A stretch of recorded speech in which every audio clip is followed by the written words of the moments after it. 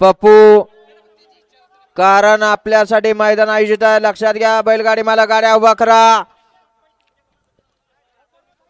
सुटला गट क्रमांक 51 सुटला आणि 51 मध्ये 8 गाड्या आणि 8 गाड्यामध्ये सुंदर अशी लढत चालू आहे.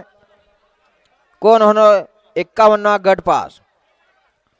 आजच्या मैदानात जवळजवळ तिसरा बैल आहे एक शिंगी. सुंदर अशी बाजी मारली.